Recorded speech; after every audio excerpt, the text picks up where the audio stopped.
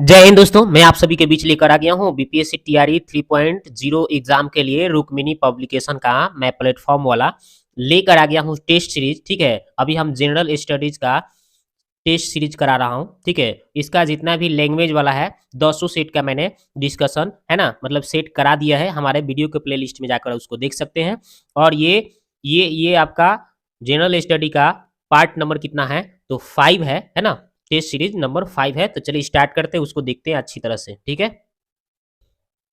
तो ये देखिए, इसमें क्वेश्चन नंबर 31 बोला है सामान्य अध्ययन का। यहाँ पे मैथ से क्वेश्चन है। ठीक है, tan 30 प्लस tan 60 बटा cos 30 का वैल्यू पूछा गया है, मान पूछा गया है। ठीक है, तो इसका आंसर आएगा 8/3, लेकिन आएगा कैसे उसको हम देखते हैं। ठीक है, उसको हम सॉल्व करके आपको दिखाते हैं। तो ये देखिए, हमने क्वेश्चन को लिख दिया। इसमें क्या है कि tan 30 tan 60 और बटा cos 30 लिख दिया गया, और इसका मान सारणी मान भर देंगे। तो tan 30 का मान होता है दोस्तों 1/√3, और tan 60 का मान होता है √3। ठीक है, इसमें मान भर दिया गया। और cos 30 का मान होता है दोस्तों √3/2, और इसको मान भरने के बाद क्या किया गया, सॉल्व किया गया। तो यहाँ पे बटा 1 लगा के ये √3 और 1 का एलसीएम लीजिएगा, तो नीचे हो जाएगा आपका √3। ठीक है, √3 एलसीएम आ जाएगा, और आपका यहाँ पे क्या हो जाएगा, √3 और 1 का एलसीएम √3 आएगा। तो ऊपर कितना, यहाँ पे 1 हो जाएगा, यहाँ पे 1 के पहला √3, तो √3 में √3 से जब गुना कीजिएगा तो यहाँ पे 3 आ जाएगा।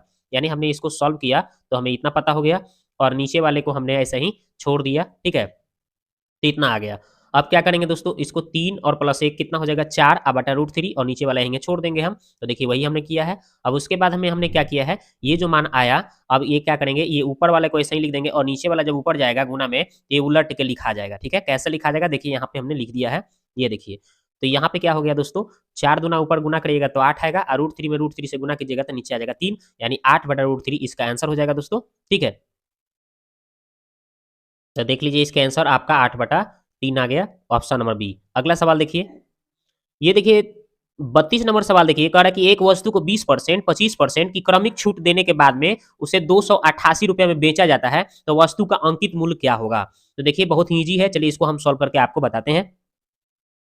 तो ये देखिए, हमने क्या किया है, समतुल्य छूट कितना था आपका, 20% पहले दिया गया था, फिर उसके बाद में 25% छूट दिया गया था। तो इन दोनों को हम एक्स वाई मान करके, एक फार्मूला होता है x प्लस वाई, और कितना है छूट है ना, और क्या होता है x गुने वाई बटा कितना 100। ठीक है, तो इसके आधार पे हम इसको सॉल्व किए हैं। ठीक है, यहाँ पे क्रमिक छूट था, तो यहाँ पे 20 प्लस 25 है ना, माइनस 20 गुने 25 बटा 100। इसको काटेंगे तो 25 चौका 100, 4 से काटेंगे तो 4 पचे 20, यानी 5 आ गया, 20 और 25 जोड़ेंगे तो 45 से 5 को घटा लेंगे तो 40% इसका आ जाएगा। ये इसका क्रमिक छूट के लिए एक फार्मूला होता है x प्लस वाई है ना, प्लस x गुने वाई बटा 100, इस पर आधार पे बनाया गया था, क्रमिक छूट था। तो पहले के x मान लिए थे 20%, और दूसरों को हमने क्या कर लिया था 25%। ठीक है, यहाँ पे माइनस हो जाता है, और ये आपका इस सूत्र पर सेट करिएगा तो आराम से आपका निकल जाएगा। तो हमारा कितना आया, समतुल्य छूट आपका आ गया 40%। अब इसको हम 40% को लिख सकते हैं 40/100, और काटेंगे 20 दूना 40, 20 25 है, तो नीचे 5 आ गया, ऊपर 2 आ गया। अब इसको हम अंतर डिफरेंस देख रहे हैं, 5 और 2 का कितना आ गया डिफरेंस, 3 आ गया। ठीक है, और ऊपर वाले को छूट बोलेंगे और नीचे वाले को अंकित मूल्य बोलेंगे। तो यहाँ पे ये जो हमें डिफरेंस है अंतर, ये विक्रय मूल्य कितना आ गया, हमने कितना दिया था 288 दिया था। तो ये 3 जो है किसके 288 के बराबर, तो एक काटेंगे तो 1 यूनिट बराबर कितना हो जाएगा 96। तो हमें अंकित मूल्य पूछा गया था 5 यूनिट बराबर कितना था 5 यूनिट, यानी 1 यूनिट 96 है, तो 5 यूनिट का मान कितना हो जाएगा, 5 से हम यहाँ पे गुना कर देंगे 96 में, तो 480 आ जाएगा दोस्तों, जो कि आपका ऑप्शन नंबर ई में आंसर दिया होगा। ठीक है, देखिए कैसे। तो ये देखिए दोस्तों, इसका आंसर कौन सा हो जाएगा, उपयुक्त में से कोई नहीं, क्योंकि 480 कहीं ऑप्शन में नहीं दे रहा है, मेरा आंसर 480 आ रहा था। अगला सवाल है, ये देखिए 33 नंबर सवाल देखिए क्या बोला है। हाँ, ये देखिए बोला है कि यदि a अनुपात b का मान 5-7 दिया है, तो 5a माइनस 3b अनुपात 4a माइनस 2b का बराबर मान आपको पूछा गया है। तो देखिए इसको कैसे सॉल्व किए हैं। तो ये देखिए दोस्तों, हमने कैसे सॉल्व किया है, a और b का अनुपात दिया था 5:7, तो a का मान कितना हो गया, a का मान हो गया दोस्तों 5, और b का मान कितना हो गया 7। समझ गए। तो यहाँ पे जो अनुपात पूछा गया था उसको हम लिख देंगे, और a के स्थान पे हम 5 भर देंगे, या b के स्थान पे 7 भर देंगे। तो देखिए a की जगह पे 5, b के स्थान पे 7।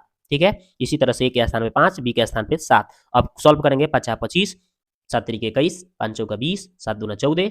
अब इसको आप सॉल्व करेंगे दोस्तों, तो कितना आएगा, घट के इधर 4, घट के इधर 6, और काटेंगे 2 से, है ना, आधा आधा कर देंगे तो 2 3 आ जाएगा, यानी 2:3 इसका आंसर। ठीक है,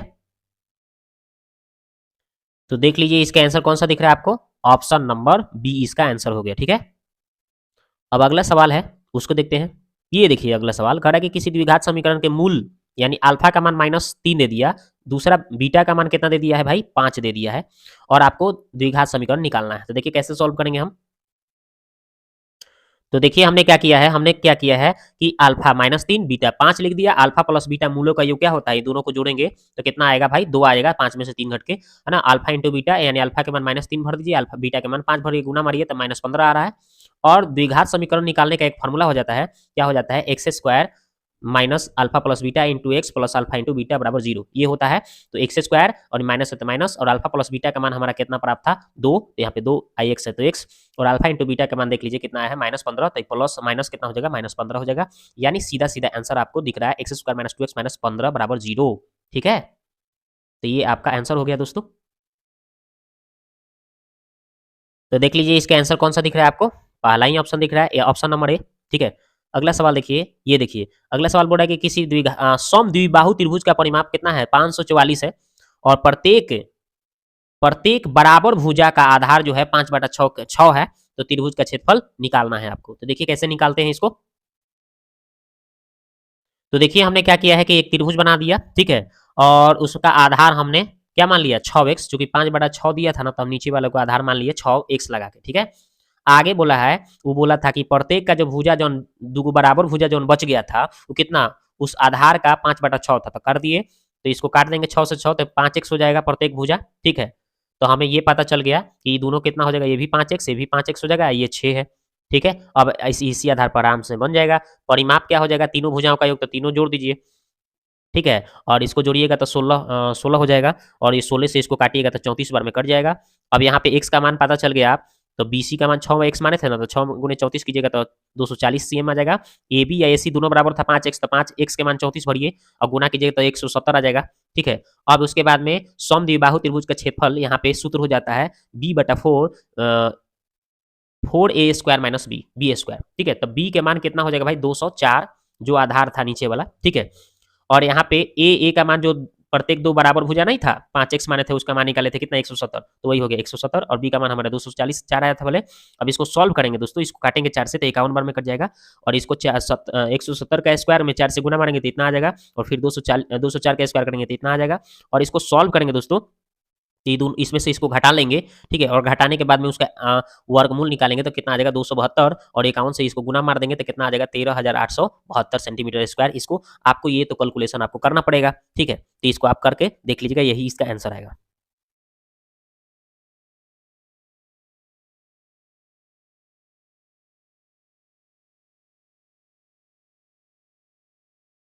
तो इसका आंसर हो जाएगा आपका, कितना आया था, 13,872, इसका राइट आंसर आया था। ठीक है, अगला सवाल है उसको देखते हैं। ये देखिए अगला सवाल बोल रहा है कि ABC एक त्रिभुज है जिसमें बीई और CF क्या है, माध्यिकाएं एक दूसरे को समकोण पर काटती है।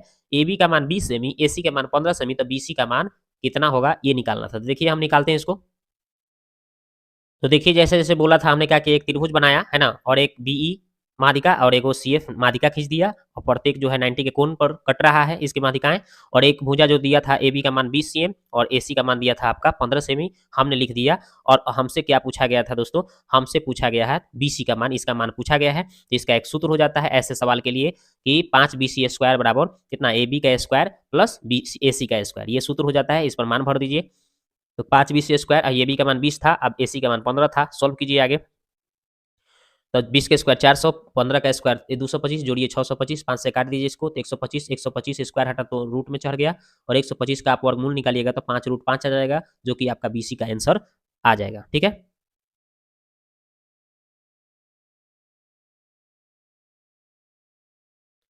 तो इसका आंसर हो जाएगा 5√5। अगला सवाल है, ये देखिए अगला सवाल बोला है कि एक शहर की जनसंख्या पहले वर्ष में 30% बढ़ी और अगले वर्ष में 15% कम हो गई, तो बोल रहा है कि वर्तमान में जनसंख्या उसका 11,050 है, तो 2 वर्ष पहले जनसंख्या कितनी थी, ये निकालना है। तो देखिए इसको हम सॉल्व करते हैं।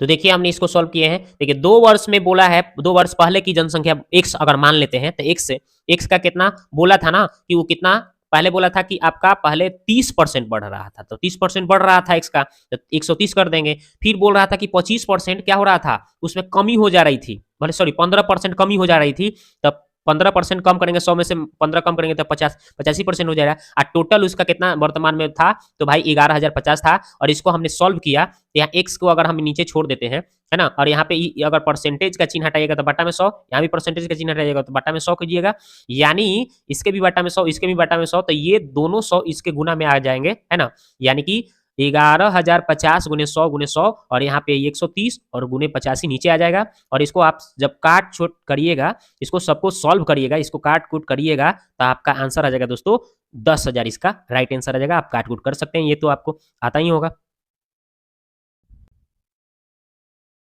तो देख लीजिए इसका आंसर हो जाएगा आपका 10,000, ऑप्शन नंबर सी। अगला सवाल देखते हैं। अब देखिए यहाँ पे जीके जीएस स्टार्ट हो गया, अब आपका सवाल हो गया जीके जीए स्टार्ट, ठीक है।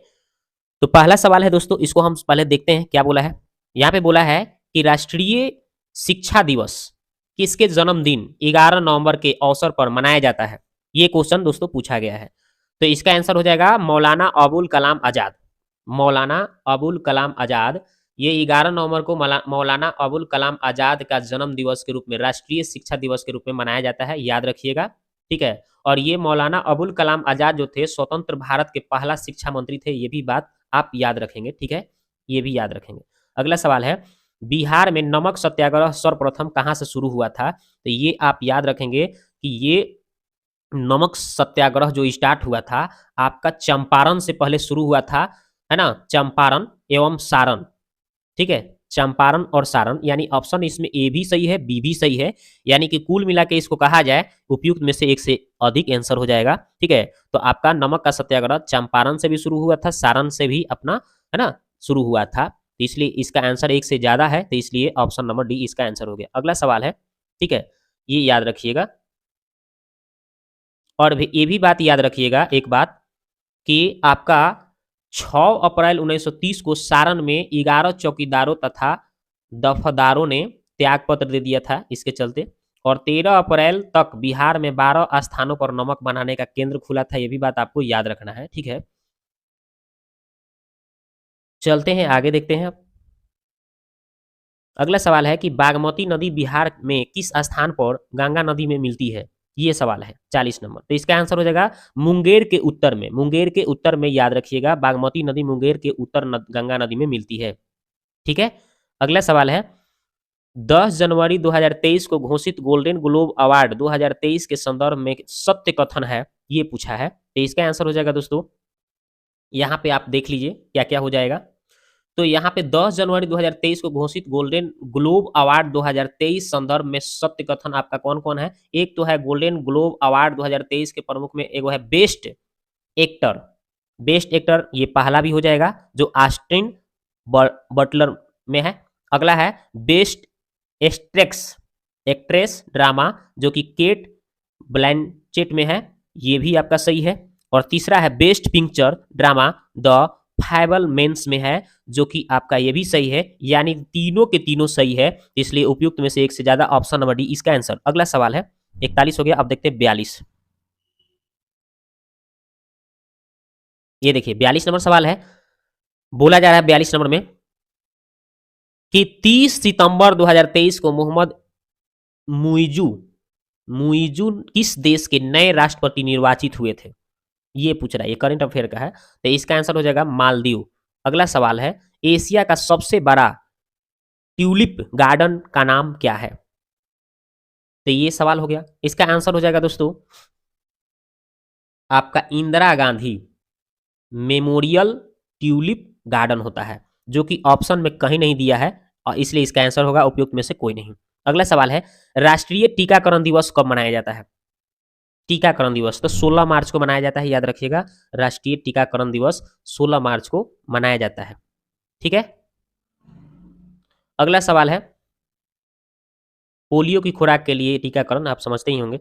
अगला सवाल है कि आधुनिक पीरियाडिक टेबल में सिलिकॉन जेड बराबर 14 लिखा है ना, परमाणु संख्या को डॉट और डॉट के बीच रखा गया है। किसके किसके बीच उसको रखा गया है ये पूछ रहा है। ठीक है, तो सिलिकॉन जो होता है Si, जिसका 14 दिखा रहा है ना परमाणु संख्या, ये एल्यूमिनियम और कौन सी होता है और फास्फोरस, यानी कि 13 और फास्फोरस का कितना होता है 15, इसके बीच में रखा गया है। तो किसको, एल्यूमिनियम और फास्फोरस। तो देख लीजिए कहाँ है, Al और P के बीच में रखा गया है। अगला सवाल है, समुद्र के जल में छिपी वस्तुओं का पता लगाने के पराश्रव्य तरंगे का उपयोग किया जाता है, क्योंकि इसका क्या हो जाएगा, पराश्रव्य तरंगे उच्च आवृत्ति की होती है। अगला सवाल है कि किसी व्यक्ति द्वारा अपना पूर्ण प्रतिबिंब देखने हेतु समतल दर्पण की न्यूनतम लंबाई होती है, तो क्या लंबाई होगी, तो व्यक्ति की लंबाई की आधी होनी चाहिए। अगला सवाल है श्लेष्मा, अगला सवाल है कि श्लेष्मा झिल्ली के सूजन को डॉट कहा जाता है, तो क्या कहा जाता है दोस्तों, तो इसको कहा जाता है ब्रोंकाइटिस कहा जाता है। ठीक है, ये श्वास नली को प्रभावित करता है, याद रखिएगा। ठीक है ना। हेपेटाइटिस जो रोग है ये विषाणु जनित रोग होता है, ये भी याद रखिएगा। ठीक है, और ये जो होता है यकृत कोशिका को प्रभावित करता है, हेपेटाइटिस। ठीक है, और आइराइटिस जो आपका है, ये जानते हैं, ये आंख के मध्य झिल्ली में सूजन के कारण उत्पन्न होता है। ठीक है, अगला सवाल है, परिपथ में धारा का मान पूछ रहा है, परिपथ में धारा का मान पूछा जा रहा है दोस्तों। ठीक है, तो सबसे पहले क्या करना होगा, तो आपको यहाँ पे क्या है, ये 2, यहाँ पे देख रहे हैं क्या क्या दिया है, यहाँ पे देखिए, यहाँ पे 2 ओम, ये भी 2 ओम, ये भी 2 ओम है।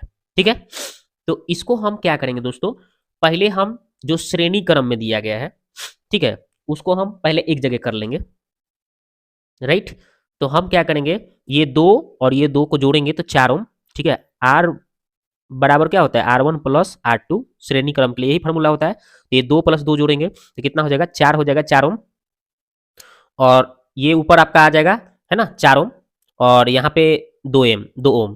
तो ये आप हो गया समानांतर क्रम। तो समानांतर क्रम के फॉर्मूला क्या होता है, 1/R बराबर 1/R1 प्लस 1/R2। इसके हिसाब से इसको सॉल्व करेंगे तो कितना हो जाएगा, 1/4 प्लस 1/2 सॉल्व करेंगे तो 4 लघुत्तम हो जाएगा, 1 प्लस 2 यानी 3/4। अब इसको हम सॉल्व करेंगे तो उलट जाएगा, तो 4/3 आर का मान आ जाएगा, है ना, समतुल प्रतिरोध का मान 4/3 आ जाएगा।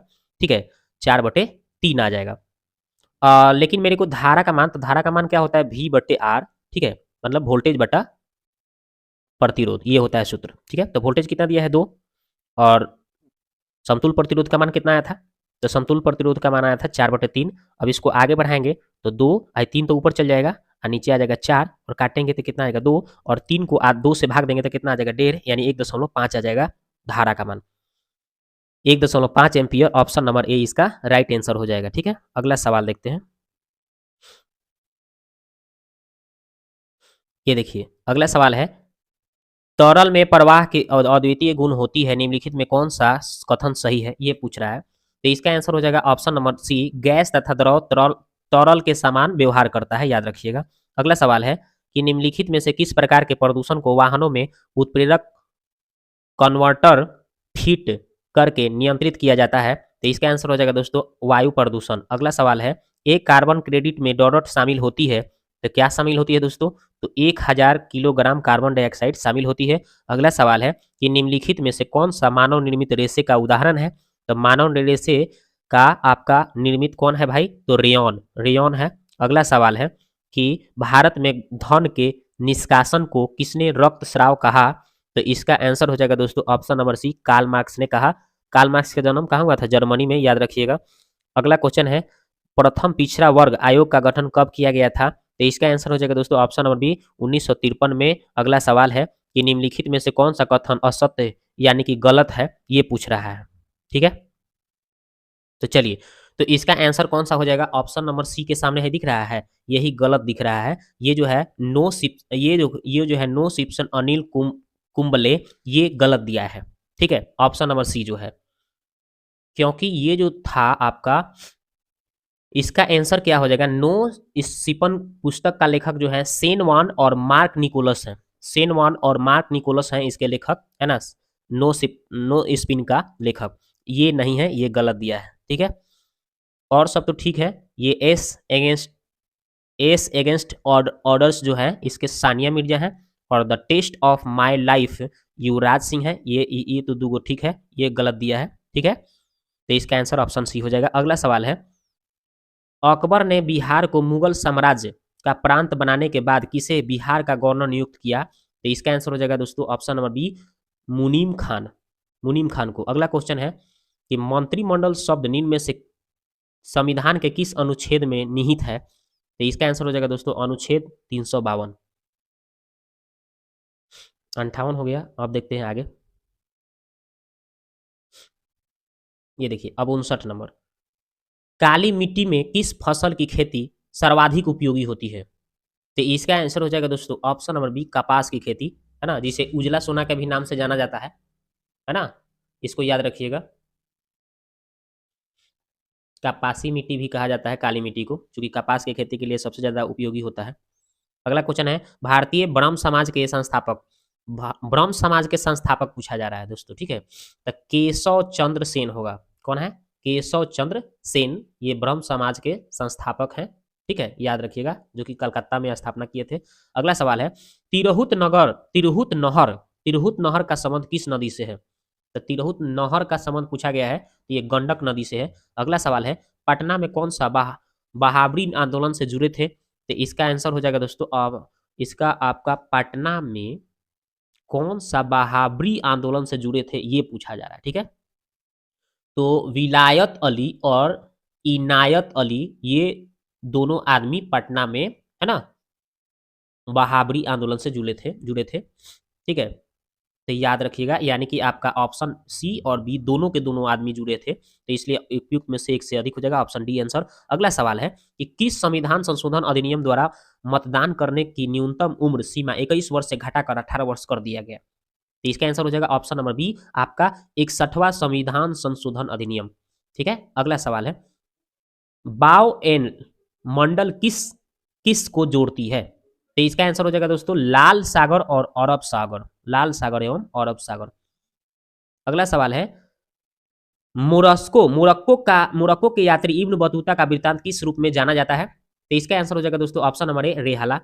अगला सवाल, तो अगला सवाल है दोस्तों कि भगत सिंह और बटुकेश्वर दत्त केंद्रीय विधानसभा में बम फेंका था, तो ये कब फेंका था? तो इसका आंसर हो जाएगा दोस्तों ऑप्शन नंबर ए, 8 अप्रैल 1929 को। अगला सवाल है कि निम्नलिखित में से कौन एक मृतजीवी पुष्पकवक है? तो इसका आंसर हो जाएगा दोस्तों ऑप्शन नंबर ए, पेनिसिलियम। अगला सवाल है कि निम्न में से कौन सा एक ठंडा महासागरीय धारा है? तो इसका आंसर हो जाएगा दोस्तों एक से ज्यादा, है ना, यानी कि कौन कौन हो जाएगा दोस्तों? ठंडा वाला आपका क्या बोल रहा है, महासागरीय धारा पूछ रहा है, ठीक है। तो इसमें आपका हो जाएगा केहरी, हम्बोल्ट और ओयासियो, है ना, यानी ये भी हो जाएगा, ये भी हो जाएगा, ये भी हो जाएगा, यानी ऑप्शन ए बी सी सब हो जाएगा, यानी उपयुक्त एक में से ज्यादा आंसर। अगला सवाल है, इसको देखते हैं।